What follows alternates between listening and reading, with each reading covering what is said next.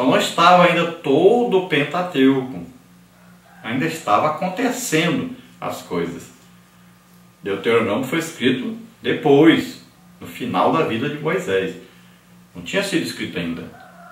Todo aquele sistema de leis nos Levíticos lá não estava pronto ainda. Então, tinham algumas coisas escritas. Continha, então, as principais coisas que precisavam os israelitas seguirem e obedecerem. Dentre esses, existiam ali o quê? Os 10 mandamentos. Então, Moisés leu isso para o povo e o povo concordou com isso. E disse, tudo que Deus mandar, nós faremos. Então, ali tinha mandamentos, direitos, deveres, que o povo de Israel deveria se adequar a isso. Na parte 4, nós temos aí o sacrifício. Então, nós temos aí tópico 1, os holocaustos, tópico 2, o sangue, tópico 3, a aspersão. Tópico 1, então, os holocaustos.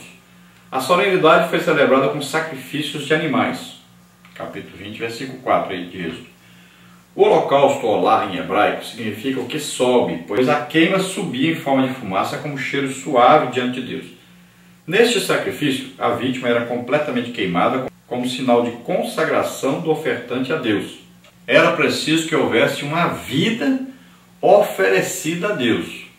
Então o animal era totalmente queimado como oferta agradável a Deus. Aquela fumaça subia, desaparecia lá em cima. Estava dizendo assim, Deus está recebendo esse sacrifício. Então vocês estão oferecendo a Deus um sacrifício, oferecendo uma vida. Essa vida está o quê? No lugar de cada um de vocês. Isso é muito importante. Então, sangue de um animal era oferecido a Deus. O próprio animal era queimado, oferecido a Deus. E isso tinha um significado muito grande. Era cada pessoa que estava ali, que estava sendo oferecida a Deus, que estava entregando sua vida a Deus, que estava se submetendo totalmente a Deus.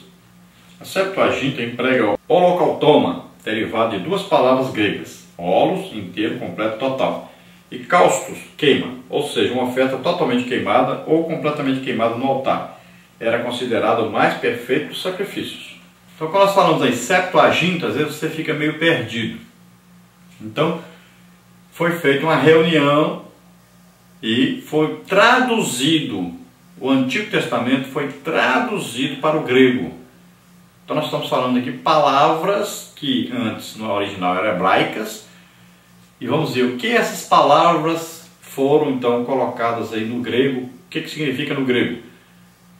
Então quando nós falamos isso, você deve entender, tá? 70 homens se reuniram, escreveram, então traduziram, do original hebraico para o grego que estava escrito no original hebraico. Então muitas vezes você pode ficar assim meio perdido com essas coisas. Então é uma tradução do que estava escrito no original. Então da palavra holocausto, a palavra olá no hebraico, essa palavra foi traduzida para o grego. E que palavra é no grego? A palavra no grego é holocautoma. Que significa o quê? Inteiro, completo, queimado. Significa o quê? Um animal inteiro queimado, oferecido a Deus. O sangue. Deus mandou Moisés oferecer o sacrifício do concerto e aspergiu o sangue sobre o altar e o povo. 24, 6 e 8. Todo o sistema sacrificial fundamenta-se na ideia de substituição, e isso implica expiação, redenção, perdão e sacrifício vicário à base de sangue. Levítico 17, 11. O sangue aqui era o ponto de união entre Deus e o seu povo. Com ele, Israel começava uma nova etapa em sua história. Salmo 55. O escritor aos Hebreus lembra que o concerto do Sinai foi celebrado com sangue e faz uma analogia à nova aliança, porque o Senhor Jesus a selou com seu próprio sangue. Hebreus 9, 18 e 22. Então veja bem, o sangue é vida. O Novo Testamento até proíbe, em Atos 15, na primeira reunião da igreja, no primeiro concílio da igreja, foi proibido comer sangue. Então sangue é vida. E o sangue aqui é oferecido a Deus e é lembrado como uma vida sendo dada a Deus, e esse sangue derramado, então, é uma vida derramada. Agora o sangue é aspergido sobre o povo, com o significado de que cada um estava dando a sua vida, entregando a sua vida a Deus. Cada um estava sendo, ao mesmo tempo, no Novo Testamento tem implicação de quê? De purificação. No Novo Testamento, o sangue de Jesus é o sangue perfeito, não é de bodes e ovelhas. É o sangue perfeito. E espiritualmente ele é aspergido sobre nós com o sentido de quê? De purificação de pecado. Também o sentido de quê? De nascer de novo, de entregar a vida para Deus. Por que isso? Porque onde o sangue tocasse, era considerado o quê? Santo, separado para Deus. Assim também nós, como Jesus levou sobre os nossos pecados, e ele morreu na cruz derramando o seu sangue, então esse sangue espiritualmente ele vem o quê? Para nos separar para Deus, para nos santificar, consagrar cada um de nós a Deus. Nós agora pertencemos a Deus, porque fomos comprados. Qual o preço? O sangue de Jesus. Então esse sangue aí é considerado o selo da antiga aliança e, para nós no Novo Testamento, o sangue de Jesus é que selou a nova aliança. Tópico 3, a aspersão. Moisés colocou metade do sangue em bacias e aspergiu outra metade sobre o altar. O sangue das bacias foi aspergido sobre o povo, como recipiente das bênçãos de Deus e parte do concerto. O sangue do altar representa o próprio Deus, a outra parte da aliança, visto que sem derramamento de sangue não há remissão. Hebreus 9, 22. Tudo isso era também um prenúncio da redenção em Cristo. Então veja só, metade do sangue se colocava na bacia, no altar, e a outra metade com sangue Moisés aspergiu, jogou, pegava esse sopro, né, e jogava, aspergia sobre o povo. E a outra metade era o que? Era a metade que pertencia a Deus. Então a aliança ali eram as duas partes fazendo aliança. Tudo tem um significado. Agora Deus é Espírito. Como é que Deus ia derramar o seu sangue? Não tinha jeito. Olha só, tudo visa o Novo Testamento. No Novo Testamento, o que acontece? Deus vem a nós, nasce como homem. E este homem derrama o seu sangue a nosso favor. Então, olha lá, no Antigo Testamento ficava a bacia de sangue ali e a outra bacia de sangue pegava o sangue e aspergia sobre o povo.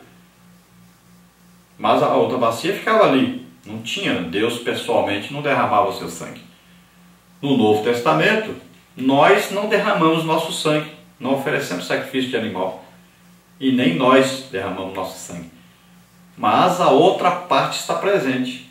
Jesus, que ia ficar aquela bacia de sangue separada, Jesus é quem derrama o seu próprio sangue em nosso favor. É o sacrifício perfeito de alguém que nunca pecou. Então Jesus faz o sacrifício em nosso lugar.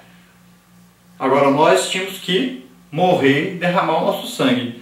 O que acontece? Espiritualmente acontece isso. Nós nascemos de novo. Para nascer de novo tem que morrer. Então nós morremos espiritualmente para o passado, para o pecado. Começamos uma novidade de vida, uma nova vida com Deus agora. Glória a Deus, aleluia. E sempre quando se fala em derramamento de sangue, aí o sangue é usado então para comprar-nos. Qual o preço de cada um de nós? Nós somos comprados por Deus e o preço foi o sangue de Jesus Cristo, derramado na cruz em nosso lugar e em nosso favor. Glória a Deus por isso. Vamos então à nossa conclusão. A conclusão aí diz: a grandeza do acontecimento do Sinai mostra a natureza sem igual da cerimônia, algo nunca visto. Era a manifestação do próprio Deus de maneira explícita diante de todo o povo. O que devemos aprender é que a observância meramente exterior, destituída de significado interior, não passa de simples cerimônia. A riqueza espiritual e seu significado residem na figura do Filho de Deus e no cumprimento do concerto em Cristo. Então veja só, a antiga aliança, embora tivesse ali a presença de Deus, embora estivesse ali o povo, então era o quê? Foi baseado em exigências, em normas, em leis que o homem jamais conseguiu cumprir. Então se a lei dizia: se você deixar de cumprir um só desses mandamentos, você já está condenado. Então o que acontecia? O mais perfeito dos homens poderia conseguir cumprir aí, vamos dizer assim, 200 preceitos que estavam lá. Mas e os outros? Ele não conseguia, então ele já estava condenado. Apesar do seu esforço, apesar de sofrer muito para conseguir fazer isso, mesmo assim estava condenado. Então, a antiga aliança não aperfeiçoava o homem, não fazia o homem chegar à salvação, que é a perfeição. Não conseguia levar o homem e fazer com que ele fosse aí totalmente santo, totalmente justificado. Mas a nova aliança é diferente. A nova aliança é baseada em Cristo. Ele levou sobre ele os nossos pecados. Ele é quem pagou o preço. Ele que levou as maldições a que nós estávamos sujeitos a ela. Veja bem, no Antigo Testamento a pessoa não cumpriu os 10 mandamentos, as normas que existem, além dos 10 mandamentos também, estava condenado. E o que acontecia com alguém que desobedeceu a lei? Recebia maldições sobre eles. Agora no Novo Testamento, como nós não podemos, não conseguimos cumprir todas essas normas, essas leis, o que acontece? Nós estamos debaixo de maldição. O que acontece então? Jesus levou sobre ele os nossos pecados. Ele se tornou maldito em nosso lugar. As maldições que eram para nós, Jesus levou sobre ele. É o que está escrito aí em Gálatas 3,13. Cristo nos resgatou da maldição da lei, fazendo-se maldição em nosso lugar. Porque está escrito, maldito todo aquele que morrer no madeiro. Então veja só, é uma citação de Deuteronômio. Então Jesus levou sobre ele os nossos pecados e ele pegou a nossa maldição e levou sobre ele. Então nós agora somos filhos de Deus e recebemos que as bênçãos de Deus, não por merecimento, mas pela graça e misericórdia de Deus. Glória a Deus por isso. Vamos então orar nesse momento. Se você deseja aceitar Jesus como Senhor e Salvador da sua vida, você só precisa fazer isso para ser salvo.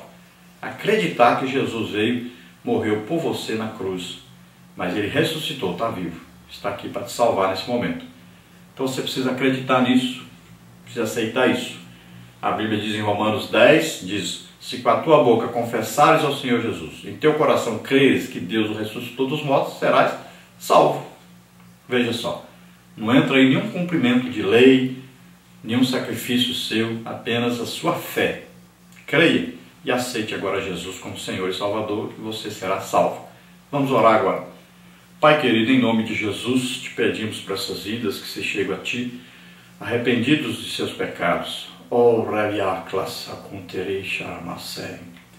Pai querido, em nome de Jesus, apaga agora, Senhor, todas as transgressões, os pecados, as iniquidades. Ó Deus, escreve os nomes deles no livro da vida. Abençoa poderosamente essas vidas, Senhor. Conduze-os à Tua salvação, Teu perdão, a Tua misericórdia, uma vida eterna contigo. Em nome de Jesus, perdoa, Senhor, aqueles que estão afastados de Ti. E agora, Senhor, reconcilia-os contigo.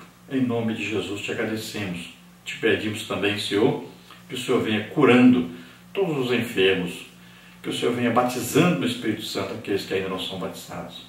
Glória a Deus. Você vê a nossa agenda aí. Nós estaremos aí em Brejão, agora no dia 4. Depois nós estaremos aí em Santa Rita do Maranhão, em fevereiro. E em março nós estaremos aí em São Paulo, no setor 18. Então esteja conosco em um desses eventos aí que você está vendo. Participe ativamente. Se você deseja nos convidar, então entre em contato conosco. Você vê aí embaixo o endereço, vê aí o telefone. Entre em contato conosco por e-mail, por telefone. Nós estaremos aí na sua cidade, na sua igreja, fazendo ou uma palestra sobre a Escola Bíblica Dominical, ou aí fazendo comentários da Escola Bíblica Dominical, das lições, ou podemos estar aí no culto de família, ou podemos estar aí no culto de avivamento, ou podemos estar numa cruzada evangelística. Podemos fazer aquilo que você deseja e nós estaremos aí participando juntamente com você e com a igreja, participando dessa maravilhosa obra de Deus na terra. Vamos agora então ao nosso questionário.